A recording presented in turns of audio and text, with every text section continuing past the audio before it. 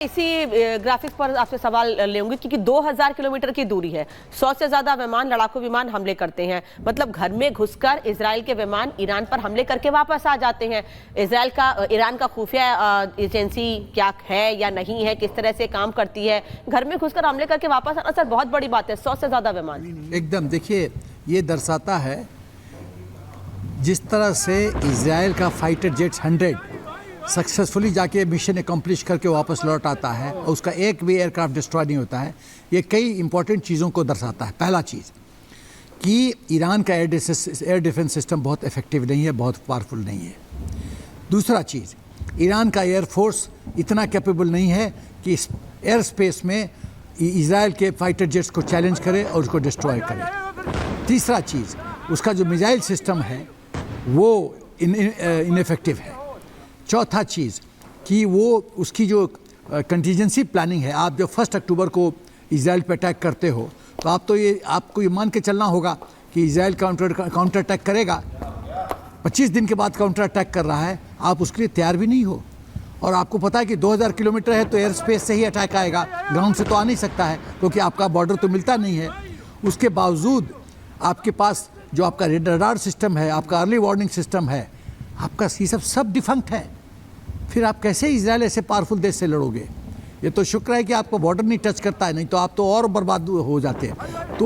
तो ये repeat performance होता रहेगा और मुझे लगता है कि जंग का भी अंत मुझे नज़र नहीं आता है जब तक मिडिल ईस्ट के दिमाग में ये सोच खत्म, ये कीड़ा ख़त्म नहीं होगा, उसकी मृत्यु नहीं होगी कि इजराइल को शांति से जीने दो। जो अकॉर्ड साइन करना, ऑलरेडी इतने अकॉर्ड्स हैं, अकॉर्ड्स ऑलरेडी, उनकी कमी नहीं है। शांति से जीने दो और खुद भी शांति से जियो और विश्व के लिए शुभ सोचो। इस तरह से यदि इनकी ये सोच रहेगी कि हम इजराइल को ख़त्म कर देंगे, पूरी तरह से बर्बाद कर देंगे, उसका निशान मिटा देंगे, नामो निशान मिटा देंगे, ये पॉसिबल नहीं है। आपने बहुत बार कोशिश किया, आप कुछ नहीं कर पाए और आपको इतनी क्षमता नहीं है कि आप इजराइल के 100 फाइटर जेट्स को आप बर्बाद कर सको। फिर आप कैसे इतना आप इजराइल को पूरी तरह से ख़त्म कर सकते हो?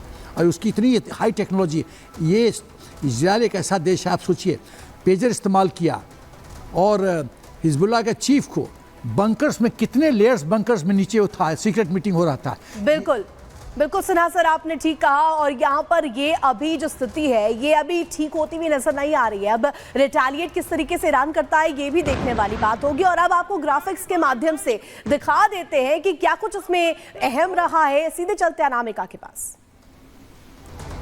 तो लगातार अब ये कहा जा रहा है कि आने वाले समय में इजराइल की ओर से ईरान पर हमले किए जाएंगे, लेकिन इन हमलों का जवाब ईरान कैसे देगा, ये सवाल उठ रहा है। क्योंकि इजराइल ने इंतकाम तो ले लिया है, लेकिन उस इंतकाम के दूरगामी परिणाम क्या होंगे? क्या इजराइल को इसका खामियाजा भुगतना होगा या फिर ईरान पर इजराइल के हमले तेज होंगे? ये आपको बता देते हैं। इंतकाम कैसे लिया है इजराइल ने अपना, ये आपको बता दें। इजराइल ने ईरान के कई शहरों पर अटैक किए हैं। हमने तस्वीरें भी आपको दिखाई हैं कि किन किन जगहों पर और कैसे ये लड़ाकू विमानों से अटैक किए गए हैं। ईरान के तेहरान, कराच समेत कई जगहों पर हमले किए गए हैं और बाकायदा वहां बम बरसाए गए हैं। बताया जा रहा है कि एयर डिफेंस ताकत भांपने के लिए इजराइल ने ईरान पर ये छोटे हमले किए, इसे छोटे हमले का नाम दिया जा रहा है। ईरान की राजधानी तेहरान में 10 से ज्यादा धमाके किए गए हैं, लेकिन ईरान का यह कहना है कि इससे बहुत ज्यादा नुकसान नहीं हुआ है। इजराइल ने हमले से पहले अमेरिका को जानकारी भी दी थी। नेतन्याहू ने वॉर रूम में बैठकर हमले की पूरी निगरानी की है कि कैसे जो प्लानिंग की गई है, जो ऑपरेशन बनाया गया पश्चाताप का दिन, वो कैसे उस पर अमल किया जा रहा है। अमेरिका ने कहा है कि इजराइल ने आत्मरक्षा में अटैक किया है। जो 1 अक्टूबर को ईरान ने इजराइल पर हमला किया था, उस आत्मरक्षा में अमेरिका ने कहा है कि इजराइल ने अटैक किया है। अमेरिका का यह दावा है कि आने वाले समय में इजराइल पर ईरान के हमले और तेज हो सकते हैं और ईरान भी यह दावा कर रहा है कि अब हम अपनी सुरक्षा के लिए इजराइल पर हमले कर सकते हैं। तो देखिए किस तरीके से इजराइल और ईरान के बीच तनातनी है। इजराइल की तरफ से हमला किया गया और ये साफ तौर पर कहा गया है कि यदि ईरान अपने मंसूबों को शांत नहीं करता है तो उसे अंजाम भुगतना होगा, उसे अंजाम भुगतने के लिए तैयार रहना होगा। कि किस तरीके से यहाँ पर देखिए अब यहाँ पर बदला लिया गया है। तो ये जो यहाँ पर महायुद्ध है वो लगातार जारी है। इसी से जुड़ी हुई एक रिपोर्ट आपको दिखा देते हैं कि किस तरीके से ये वॉर फ्रंट जो है वो खुल गया है।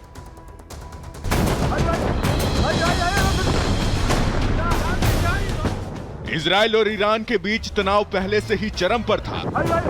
धमकी दोनों तरफ से दिए जा रहे थे, जो अब तस्वीरों के रूप में सामने हैं, क्योंकि नेतन्याहू ने ईरान को तबाह करने के लिए जो सीक्रेट मिशन प्लान किया था, उसका ट्रेलर दिखना शुरू हो चुका है। हमास और हिजबुल्लाह के बाद नेतन्याहू की सेना का मकसद ईरान की बर्बादी और तबाही है, जिसकी बानगी ये तस्वीर है। वॉर रूम से खुद की निगरानी में नेतन्याहू ने ईरान पर ताबड़तोड़ एयर स्ट्राइक किए, गोले बारूदों की बारिश की और एक बार फिर बता दिया कि इजराइल से जो भी पंगा लेगा उसे अंजाम भुगतना होगा। ईरान पर अटैक का ब्लूप्रिंट आईडीएफ ने पहले ही तैयार कर लिया था। पूरी प्लानिंग थी कि किस हथियार से ईरान को हिलाना है, कैसे ईरान को खून के आंसू रुलाने हैं। अंजाम देने से पहले नेतन्याहू से ब्लूप्रिंट साझा किया गया और इशारा मिलते ही अटैक कर दिया गया। 100 से अधिक विमानों से ईरान पर हमला किया गया, जिसमें अत्याधुनिक F-35 स्टील्थ लड़ाकू विमान भी शामिल थे। כי צה"ל תוקף כעת באופן מדויק מטרות צבאיות באיראן. זאת בתגובה להתקפות המתמשכות של המשטר באיראן לעבר מדינת ישראל בחודשים האחרונים. हिजबुल्लाह को ईरान के भयंकर हवाई और जमीनी हमलों से बचाने के लिए ईरान खुलकर सामने आ गया था। यहां तक कि ईरान ने हिजबुल्लाह को अपना शक्तिशाली हथियार खोरदाद तक सौंपा था। बावजूद इसके आईडीएफ ने हिजबुल्लाह का जो हाल किया है, उससे ईरान खौफ में है और उसका डरना लाजमी भी है, क्योंकि हमास और हिजबुल्लाह का हाल देख कोई भी इजराइल के सटीक और घातक हमले की कल्पना कर सकता है। लेकिन अब सवाल ये है कि पलटवार के लिए ईरान तैयार कितना है।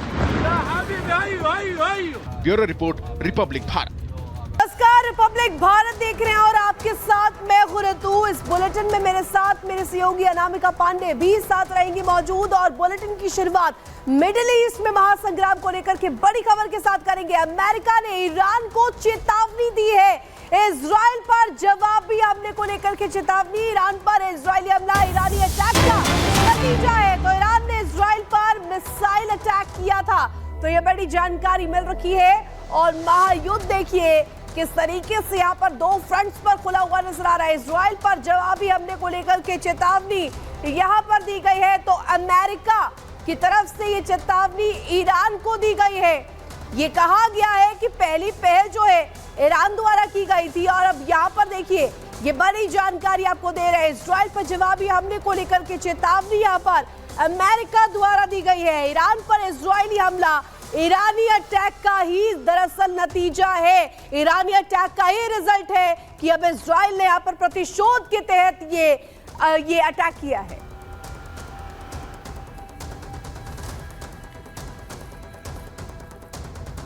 और एक के बाद एक लगातार कभी ईरान इजराइल पर, कभी इजराइल ईरान पर लगातार हमले कर रहा है, जिसके बाद ये कहा जा रहा है मिडिल ईस्ट में महायुद्ध की आशंका है। दरअसल 1 अक्टूबर को ईरान ने इजराइल पर अटैक किया था, तो 26 अक्टूबर यानी आज सुबह सुबह इजराइल ने पलटवार किया है ईरान पर, जिसकी आशंका पहले ही जताई गई थी। तो ये 2 तारीखें बेहद महत्वपूर्ण है। हालांकि पहला हमला ईरान की ओर से इजराइल पर किया गया था और बैक टू बैक 181 मिसाइलें दागी गई थी। यही वजह है कि यह कहा जा रहा था कि जल्द ही इजराइल अपने ऊपर हुए हमले का ईरान से बदला ले सकता है। हालांकि इसे एक छोटा हमला माना जा रहा है और यह कहा जा रहा है कि आने वाले समय में इजराइल ने एक ट्रेलर दिखाया है, आने वाले समय में इजराइल इससे बड़ा हमला ईरान पर कर सकता है। जबकि वहीं दूसरी ओर अमेरिका यह दावा कर रहा है कि ईरान इजराइल पर हमला और बड़ा आने वाले समय में कर सकता है। यानी दोनों देश एक दूसरे पर लगातार हमले कर रहे हैं।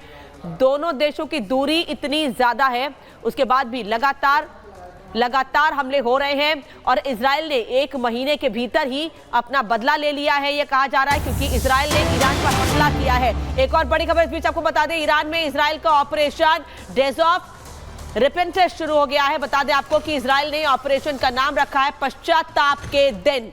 पश्चाताप के दिन ये रखा गया है, ऑपरेशन का नाम रखा गया है। ईरान में जब इजराइल ने यह हमला किया है, बता दें, तो इसका नाम यह रखा गया है, यानी पश्चाताप। क्या ईरान ने जिस तरह से इजराइल पर 1 अक्टूबर को हमला किया था उसको ये पश्चाताप बता रहे हैं और इसीलिए इजराइल ने ईरान पर यह बड़ा हमला किया है। हालांकि इसे उतना बड़ा हमला नहीं कहा जा रहा है। हाँ, ये जरूर माना जा रहा है कि आने वाले समय में इजराइल ईरान पर और हमले कर सकता है। लेकिन अमेरिका ने भी साफ कर दिया है कि आने वाले समय में इजराइल पर ईरान और और बड़े हमले कर सकता है।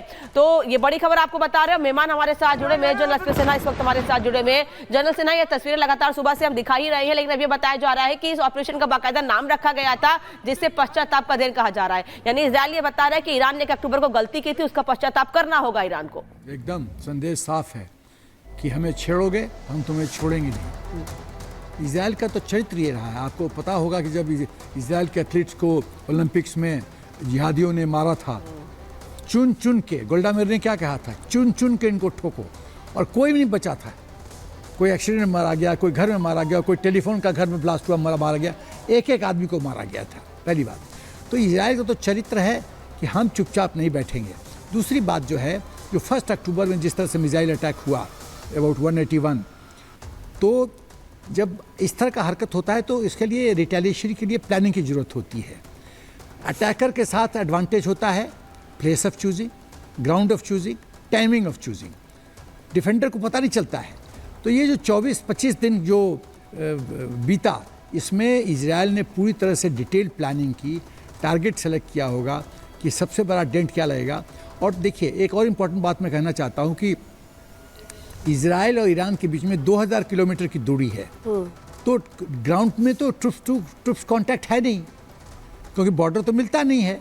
तो ये लड़ाई बेसिकली हवा में होगी। जब भी लड़ाई होगी उसका स्वरूप होगा हवा, एयर स्पेस में, चाहे मिसाइल सिस्टम हो, चाहे फाइटर जेट हो, चाहे हेलीकॉप्टर्स हो, चाहे ड्रोन्स हो, तो ये पूरी युद्ध होगी। दूसरी बात, क्योंकि 2000 किलोमीटर की दूरी है, तो आप समझिए कि जिस देश का एयर डिफेंस सिस्टम मजबूत होगा वो सफल होगा, जिसका नहीं होगा वो सफल नहीं होगा। जब 100 फाइटर जेट इजराइल के अटैक किए और सब सेफ आ गए, इसका मतलब है ईरान का एयर डिफेंस सिस्टम उतना अच्छा नहीं है, उसमें कमियां हैं। तभी तो ये मिशन में जितने फाइटर जेट थे सब अपने टारगेट पे पहुंचे, मिशन अकॉम्प्लिश किया और लौट आए सेफ्टी के साथ। तीसरी बात, उनका जो एयर ड्रिल है, जो ऑपरेशन स्टाइल है इजराइल का, वो इतना परफेक्ट है कि ईरान के अपने एयर डिफेंस सिस्टम को डॉज करते हुए, उनके फाइटर जेट्स को डॉज करते हुए अपने टारगेट पे पहुंचता है, मिशन अकॉम्प्लिश करता है। तो ये सब चीज़ इंपॉर्टेंट चीज़। अब सवाल ये होता है कि ये सिस्टम कब तक चलता रहेगा। ये तब तक चलता रहेगा जब तक सोच नहीं मिडिल ईस्ट की मरेगी कि इजराइल को शांति से जीने दो, और वो उसकी मृत्यु कभी नहीं होगी। तो ये जंग चलता रहेगा, फेजेस में चलता रहेगा। लड़ाई होगी, कुछ दिन का गैप होगा, रिकूप होगा, रिग्रुप होगा, फिर जंग, फिर अटैक। तो ये सिस्टम, इसकी कोई कमी नहीं होगी, ये चलता रहेगा। लेकिन होता क्या है कि इससे जो वर्ल्ड इकोनॉमी पे बहुत बुरा असर पड़ता है और प्राइसेस एस्केलेट करते हैं। जी, और जनरल सिन्हा, माफी चाहूंगी, रोक रही हूँ आपको, वापस इस बात को कंटिन्यू करेंगे आपकी, क्योंकि आप बता रहे हैं कि किस तरीके से इजराइल ईरान पर हमले किए हैं। इजराइल ने ईरान पर आने वाले समय में और कैसे ये हमले तेज हो सकते हैं, लेकिन ईरान ने भी तैयारी पूरी कर ली है। अब आपको ये बता दें कि इजराइल ने ईरान पर कहां पर हमले किए हैं, किस किस जगह पर। हालांकि इन्हें छोटा हमला कहा जा रहा है, लेकिन ये हमले कहां किए गए बता दें आपको। इजराइल ने ईरान में दामिश्क, तेहरान, कोम, शिराज और करज, ये जगह हैं जहां पर हमले किए हैं। लेकिन ये बताया जा रहा है कि ये एयर डिफेंस ताकत को जांचने के लिए, यानी ईरान की एयर डिफेंस ताकत कितनी है, कितना मजबूत है इजराइल, क्योंकि लगातार ये कहा जाता है कि इजराइल का एयर डिफेंस सिस्टम सबसे ज्यादा मजबूत है। यही वजह है कि जब भी उस पर मिसाइल अटैक होते हैं या दूसरे अटैक होते हैं तो उसका एयरडोम हवा में ही तमाम मिसाइलों को मार गिराता है। और यही जांचने के लिए इजराइल ने ईरान पर इन जगहों पर हमले किए।